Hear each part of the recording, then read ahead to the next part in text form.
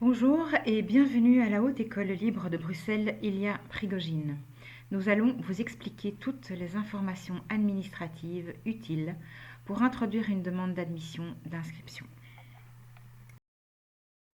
Lorsque vous allez sur notre site, vous trouverez une page d'accueil. Si vous désirez prendre contact avec notre secrétariat, je vous invite à cliquer sur l'onglet en haut à gauche « Contact ».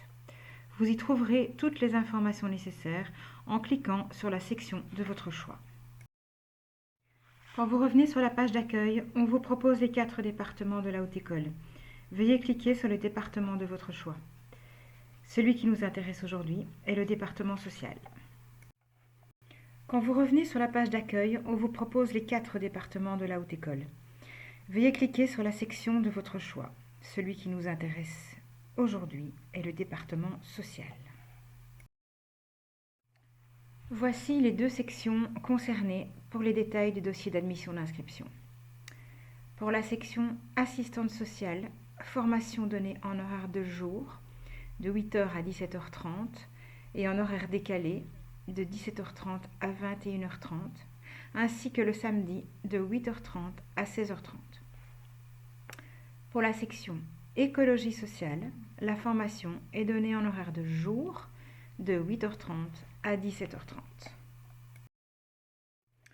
Après avoir cliqué sur la section de votre choix, ici comme exemple nous avons choisi la section assistante sociale, vous serez redirigé vers la page d'accueil et nous vous invitons à cliquer sur l'onglet inscription. Dans un premier temps, nous vous invitons à cliquer sur le statut de financement, qui est une prérogative à l'inscription au même titre qu'un dossier complet. Vous aurez 2 possibilités d'introduire une demande selon la date d'obtention de votre titre d'accès. Si vous avez obtenu votre CESS en 2020 ou en 2021, nous vous invitons à procéder à votre pré-inscription en ligne en cliquant sur l'onglet « Inscription en ligne » qui apparaîtra très prochainement. Si vous avez obtenu votre CESS ou titre d'accès avant 2020, veuillez envoyer votre dossier complet par mail à l'adresse du secrétariat.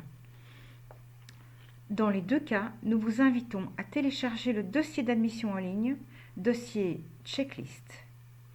Nous vous demandons de le compléter avec vos données personnelles et nous vous demandons de nous fournir les documents justificatifs que nous vous détaillerons plus loin.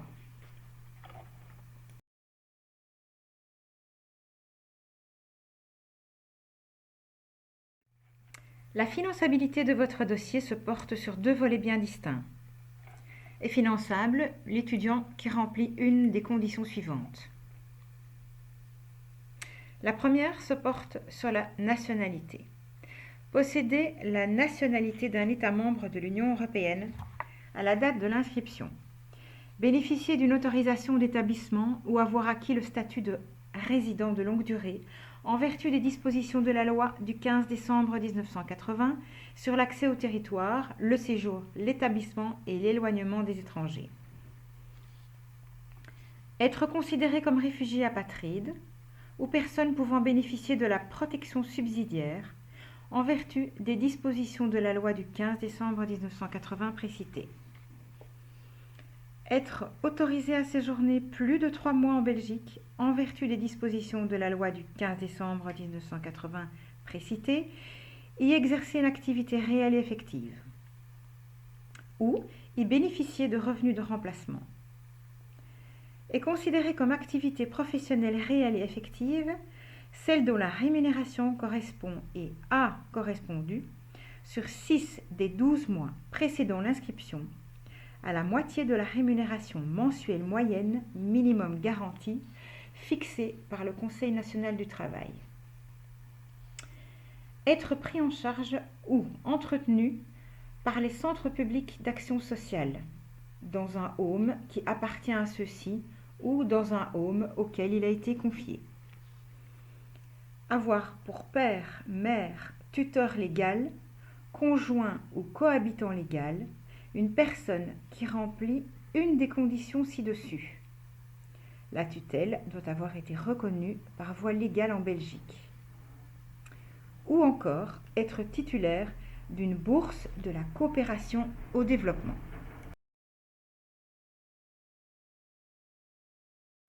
La seconde se porte sur le cursus. Nous ne regardons vos occupations que sur les 5 dernières années académiques ou uniquement les années suivant l'obtention de votre CESS ou titre d'accès. En ce qui concerne les CESS et titres d'accès, vous avez 3 possibilités. La première, le certificat d'enseignement secondaire supérieur. Nous avons besoin de l'original du CESS provisoire ou la copie du CESS définitif. Dans un deuxième temps, l'équivalence au CESS qui sera délivrée par le service des équivalences de la Communauté française. Et dans un troisième temps, à défaut d'avoir votre CESS ou votre équivalence, un examen d'admission est organisé uniquement pour la section assistance sociale. Pour les modalités, veuillez nous contacter au secrétariat à l'adresse que vous avez vue précédemment. Concernant la demande d'équivalence d'un diplôme étranger, pour les étudiants détenteurs d'un diplôme non délivré en Belgique, exemple bac ou diplôme supérieur, la première démarche à effectuer est de faire établir l'équivalence de ce diplôme au diplôme belge, donnant accès au cursus auquel vous désirez vous inscrire. Cette démarche doit être impérativement effectuée avant le 15 juillet qui précède le début de l'année académique. Nous vous conseillons d'envoyer votre dossier par recommandé avec un accusé de réception et de conserver les preuves d'envoi et de paiement. Nous ne donnons aucun autre renseignement sur ce service qui dépend de la Communauté française, mais vous pouvez le trouver sur le site www.équivalence.cfwb.be.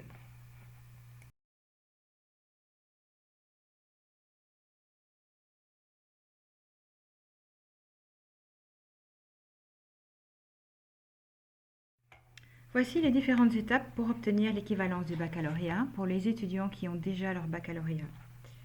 Vous enverrez une copie certifiée conforme au bureau des équivalences. Ensuite, les documents à remettre lors de votre inscription seront la preuve d'envoi récépissé, plus la preuve de paiement, plus la copie du bac. Ensuite, vous recevrez votre équivalence définitive, dont vous ferez une copie que vous remettrez au secrétariat.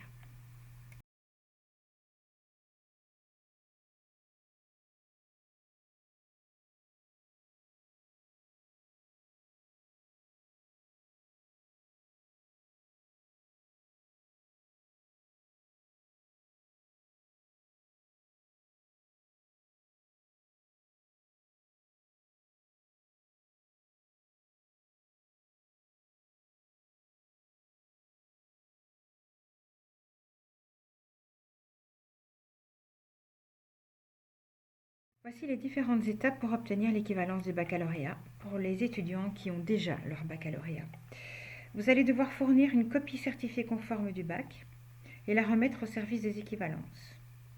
Ensuite, vous allez recevoir un document du service des équivalences que vous allez devoir remettre au secrétariat. Preuve d'envoi égale le récépissé plus la preuve de paiement et la copie du baccalauréat. Ensuite, vous recevrez l'équivalence définitive, copie que vous remettrez au secrétariat. Voici les différentes étapes pour obtenir l'équivalence du baccalauréat pour les étudiants qui ont déjà leur baccalauréat. Vous allez remettre au bureau des équivalences une copie certifiée conforme du baccalauréat. Ensuite, lors de votre inscription, vous aurez des documents à nous remettre. La preuve d'envoi, donc récépissé, plus la preuve de paiement, ainsi qu'une copie du baccalauréat. Ensuite, pour finaliser votre inscription, le service des équivalences vous enverra l'équivalence définitive et vous devrez en donner une copie au secrétariat. Nous allons vous parler des admissions personnalisées. Il y a plusieurs cas de figure, dont le premier est la passerelle de droit, qui permet à des étudiants ayant réussi une année ou 2 années d'études au cours des 5 dernières années académiques, dans un autre cursus de la Communauté française de Belgique, mentionné dans l'annexe 12 de notre règlement général des études, dans l'enseignement supérieur de type cours, exemple haute école, ou de type universitaire, exemple bachelier de transition, de pouvoir s'orienter directement vers la 2e année d'études, soit en assistance sociale, soit en écologie sociale, avec un complément de formation de maximum 15 crédits ou 100 compléments de formation. À présent, nous allons vous parler des admissions personnalisées. Il y a plusieurs cas de figure que je vais vous énumérer ci-après. La première est la passerelle de droit. Permettre à des étudiants ayant réussi une année ou 2 années d'études au cours des 5 dernières années académiques, dans un cursus de la Communauté française de Belgique, mentionné dans l'annexe 12 de notre règlement général des études, dans l'enseignement supérieur de type cours, haute école, ou de type universitaire, bachelier de transition, de pouvoir s'orienter directement vers la 2e année d'études d'assistante sociale ou d'écologie sociale avec un complément de formation de maximum 15 crédits ou sans complément de formation.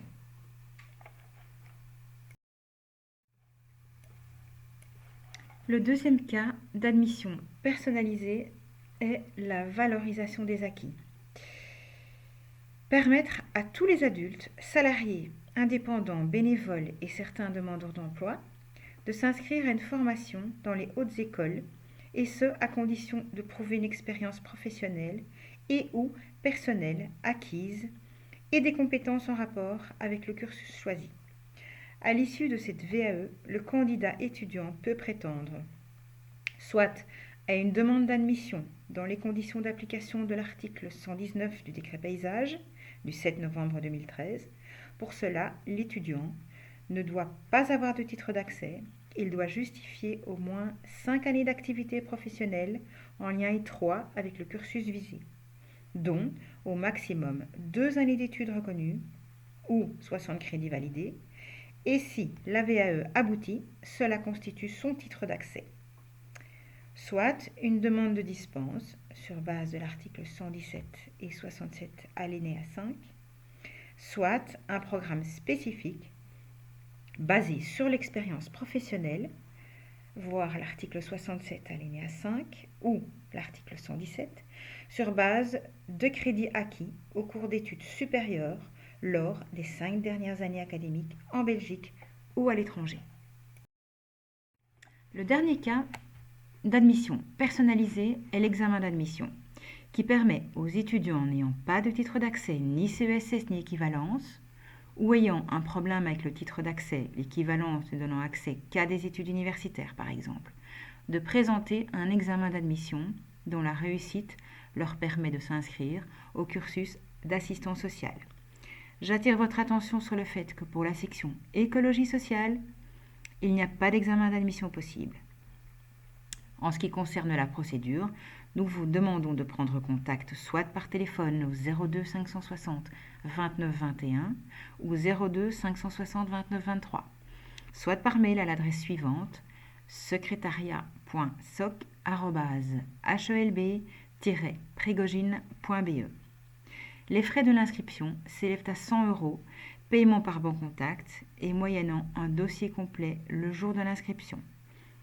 Vous recevrez les 2 syllabus, l'un en histoire et l'autre en géographie. L'examen est de niveau 4e et 5e secondaire et est réparti comme suit. L'examen d'admission est réparti en 2 temps, un examen de capacité et un examen de maturité. Pour l'examen de capacité, 10 points pour la littérature, 10 points pour la géographie, 10 points pour l'histoire de la Belgique et 10 points pour les mathématiques. L'examen de maturité, 15 points pour le résumé de texte, 15 points pour les commentaires et 30 points pour l'entretien avec l'enseignant. Pour réussir, il faut obtenir 50% des points dans chaque branche et 60 au total. Cette fiche explicative vous sera envoyée avec les 2 syllabus de référence. Veuillez noter également qu'une semaine de préparation vous est octroyée avant l'examen d'admission, vous permettant de revoir certaines matières.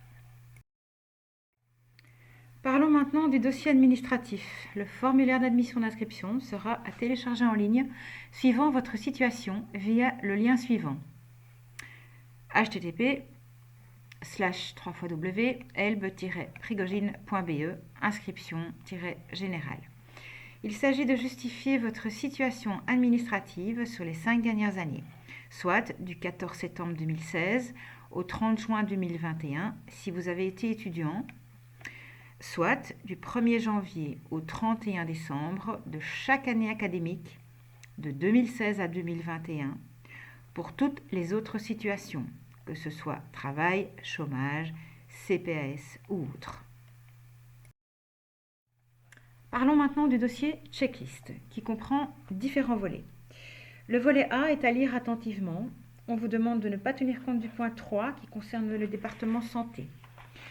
Le volet B est la fiche de renseignement qu'on vous demande de compléter attentivement également, sans oublier de le dater et de le signer. Le dossier checklist téléchargé comprend différents volets. Le premier volet, le volet A, est à lire attentivement.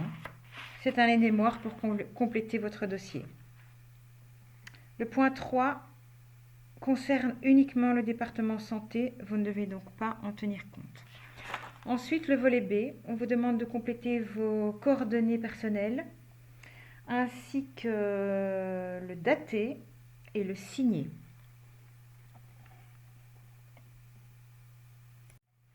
Le dossier checklist téléchargé comprend différents volets, dont le volet A, qui est un aide-mémoire pour compléter votre dossier.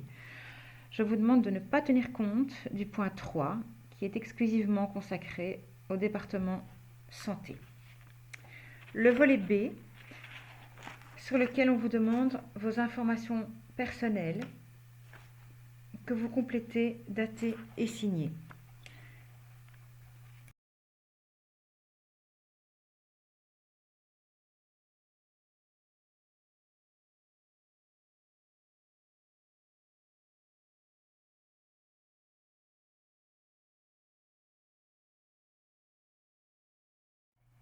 En complément du volet A, nous vous demandons de constituer un dossier. Une photo d'identité, nom et prénom plus section au verso, une copie de la carte d'identité recto verso, un extrait d'acte de naissance récent délivré par la commune, un titre d'accès, un original si provisoire, une copie si définitif. La fiche de renseignement B, la fiche C qui est votre curriculum post-CESS, justificatif des 5 dernières années. Voici le volet C, le curriculum des activités des 5 dernières années, qu'on vous demande également de compléter scrupuleusement, nom, prénom, cursus, et compléter en fonction de votre parcours. N'oubliez pas également de le dater et de le signer. Concernant le type d'activité, études, travail, chômage ou autre, je vous explique ceci dans le document suivant. Voici les justificatifs à produire pour compléter votre volet C. Études supérieures réussies ou ratées. Nous avons besoin des relevés de notes comprenant les crédits, plus l'attestation de fréquentation, plus l'attestation de non-dette. Formation longue d'un autre niveau. Nous avons besoin de l'attestation de l'établissement qui a proposé la formation, indiquant le nombre d'heures par semaine et horaires de cours. Minimum 20 heures par semaine en journée. Travail et bénévolat. L'attestation de l'employeur, volume horaire par semaine en journée, plus fiche de paye. En cas de maladie, nous avons besoin du certificat médical, plus l'attestation de la mutuelle prouvant la maladie ou l'invalidité, plus la rémunération pour invalidité, ou les factures d'hospitalisation si longue durée. Pour les demandes d'asile, la décision d'accorder ou de refuser l'asile et l'attestation expliquant les conditions de séjour pendant la procédure. Centre fermé ou centre ouvert par exemple, indiquant qu'il n'y a pas eu d'études suivies ou courrier d'avocat indiquant qu'il n'y a pas eu d'études suivies. N'oubliez pas que tous ces documents doivent être datés, cachetés et signés. Voici les justificatifs à produire pour compléter votre volet C. Soit études supérieures réussies ou ratées, nous avons besoin des relevés de notes comprenant les crédits, plus l'attestation de fréquentation, plus l'attestation de non-dette. Formation longue d'un autre niveau, nous avons besoin de l'attestation de l'établissement qui a proposé la formation, indiquant le nombre d'heures par semaine et horaires de cours, minimum 20 heures par semaine. Travail et bénévolat, l'attestation de l'employeur, volume horaire par semaine en journée, plus fiche de paye. Maladie, certificat médical, plus attestation de la mutuelle, prouvant la maladie ou l'invalidité, plus la rémunération pour invalidité, et la facture d'hospitalisation si longue durée. Pour les demandes d'asile, décision d'accorder ou de refuser l'asile, et l'attestation expliquant les conditions de séjour pendant la procédure, centre fermé, centre ouvert par exemple, indiquant qu'il n'y a pas eu d'études suivies, ou un courrier d'avocat indiquant qu'il n'y a pas eu d'études suivies. Faites spécialement attention que tous ces documents soient datés et cachetés. Merci à vous. Parlons maintenant des frais d'études. Les frais comprennent le Minerval imposé par la Communauté française, ainsi que des frais administratifs, matériels, assurances ou autres.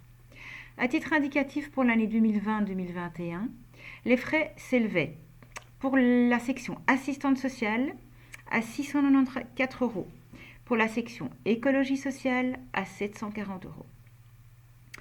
Pour votre information, les espèces ne sont pas acceptées. Un terminal Bancontact est à votre disposition pour le paiement de vos frais. Les cartes de crédit type Visa ne sont pas acceptées non plus. Un formulaire de virement vous sera remis pour le règlement éventuel des frais d'études si un paiement Bancontact n'est pas possible. Un Minerval supplémentaire est imposé aux étudiants hors UE. Les frais d'études ne font l'objet d'un remboursement éventuel qu'en cas de désinscription ou d'abandon. Celle-ci devra faire l'objet d'une demande écrite, datée et signée. Nous vous invitons à consulter le règlement des études sur ce point. Je vous remercie pour votre attention et à bientôt.